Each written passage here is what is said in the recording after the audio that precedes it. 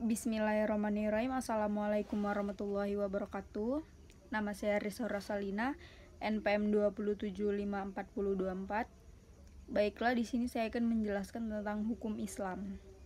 Hukum Islam adalah seperangkat aturan yang berisi hukum-hukum syara yang bersifat terperinci, yang berkaitan dengan perbuatan manusia, yang dipahami dan digali dari sumber-sumber Al-Quran dan hadis dan dalil-dalil syar'i lainnya sebagai metode ijtihad. Ruang lingkup hukum Islam. Yang pertama, ibadah merupakan peraturan-peraturan yang mengatur hubungan manusia dengan Allah Subhanahu wa taala, misalnya mengucapkan syahadatain, mengerjakan syahad, membayar zakat, puasa Ramadan, dan menunaikan ibadah haji.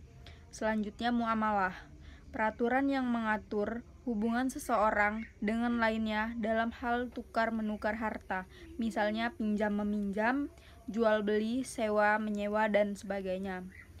Selanjutnya, jinayah, peraturan yang mencangkup pidana Islam diantaranya kisos, diat kifarat, pembunuhan, zina, mabuk-mabukan, murtad, dan lain-lain. Yang keempat, siyasah, peraturan yang menyangkut masalah-masalah kemasyarakatan, misalnya pemimpin, persaudaraan, tanggung jawab, dan lain-lain.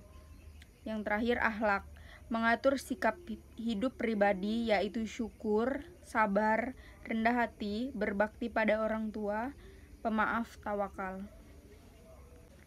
Tujuan hukum Islam yaitu secara umum adalah untuk mencegah kerusakan pada manusia dan mendatangkan kemaslahatan, mengarahkan pada kebenaran, dan mencapai kebahagiaan hidup di dunia dan di akhirat.